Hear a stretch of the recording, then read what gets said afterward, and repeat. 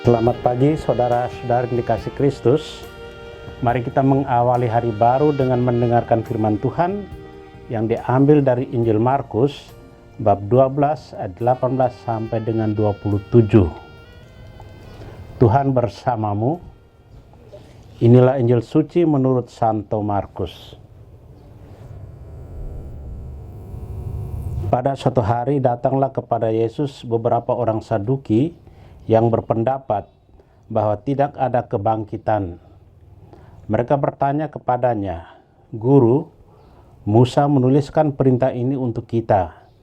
Jika seseorang yang mempunyai saudara laki-laki mati dengan meninggalkan seorang istri, tetapi tidak meninggalkan anak, saudaranya harus kawin dengan istrinya itu dan membangkitkan keturunan bagi saudaranya. Ada 7 orang bersaudara. Yang pertama kawin dengan seorang wanita, lalu mati tanpa meninggalkan keturunan. Maka yang kedua mengawini dia, tetapi juga mati tanpa meninggalkan keturunan.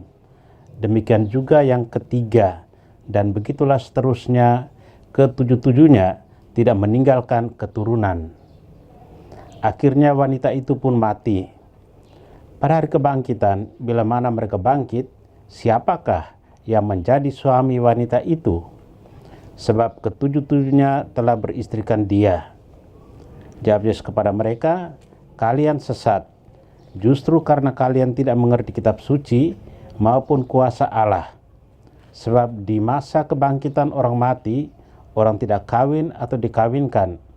Mereka hidup seperti malaikat di surga.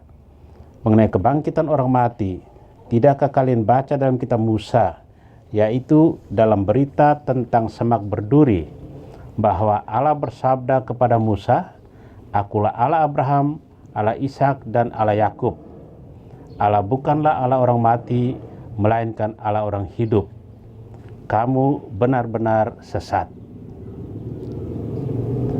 Demikianlah sabda Tuhan.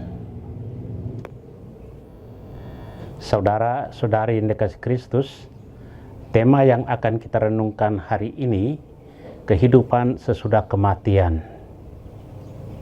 Setelah orang Farisi dan Herodian merasa malu karena tidak bisa menjebak Yesus tentang pertanyaan pembayaran pajak, orang Saduki kembali menjebak Yesus dengan pertanyaan tentang kebangkitan akhir zaman dalam hubungannya dengan perkawinan dalam satu keluarga dengan satu istri dan 7 orang suami.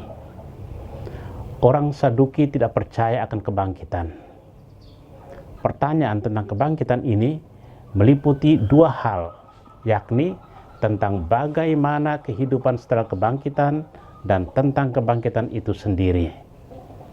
Dengan pertanyaan ini, mereka bermaksud menguji dan mempertentangkan Yesus dengan kelompok orang Farisi dengan mengajukan pertanyaan, siapakah yang menjadi suami perempuan tersebut sebab ketujuhnya telah beristrikan dia. Yesus menjawab mereka dengan tegas bahwa mereka sesat sebab mereka tidak mengerti kitab suci dan kuasa Allah. Tidak ada perkawinan setelah kebangkitan, melainkan hidup seperti malaikat di surga. Jawaban Yesus bersifat mengajak untuk mengerti apa yang tertulis dalam kitab Taurat. Dia katakan, orang yang bangkit dari antara orang mati tidak kawin dan tidak dikawinkan, melainkan hidup seperti malaikat di surga. Yesus pun mengajak mereka untuk mengerti bagaimana firman Allah kepada Musa di semak duri. "Akulah Allah Abraham, Allah Ishak dan Allah Yakub." Yesus menambahkan, Ia bukanlah Allah orang mati, melainkan Allah orang hidup. Dengan itu, Yesus hendak mengajarkan realitas Allah bahwa Dia itu adalah Allah bagi orang mati. Dengan menolak paham kebangkitan orang-orang Saduki, tidak mengakui para bapa bangsa yang sekalipun sudah mati, mereka tetap hidup dalam kenangan bangsa itu, yaitu Abraham, Ishak dan Yakub. Saudara terkasih, dengan jawabannya itu ditegaskan pula oleh Yesus bahwa Urusan hidup kekal itu bukanlah seperti idealnya hidup dunia ini. Segala kekayaan, kenikmatan, serta kekuasaan sifatnya adalah sementara dan akan diganti dengan sesuatu yang baru sama sekali. Segala urusan duniawi yang rumit seperti kawin-mawin bukanlah hal hakiki dalam kehidupan surgawi nanti. Tuhan memberkati kita. Amin. Marilah kita berdoa. Tuhan, pagi ini kembali kami naikkan syukur dan permohonan. Terima kasih sudah menjaga kami saat tidur maupun bangun. Terima kasih untuk udara sejuk dan segar pagi ini. Bukalah mata hati kami di awal hari ini. Mampukan kami memandang kemurahan dan karya-Mu, serta memuji dan memuliakan-Mu melalui pekerjaan dan pelayanan kami hari ini.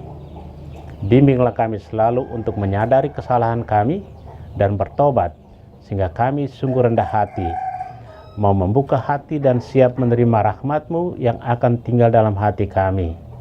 Kristus terang dunia, berkatilah keluarga-keluarga kami, jadikanlah kami alat kasih-Mu, dan pantaskanlah kami menjadi hamba-Mu yang setia. Amin.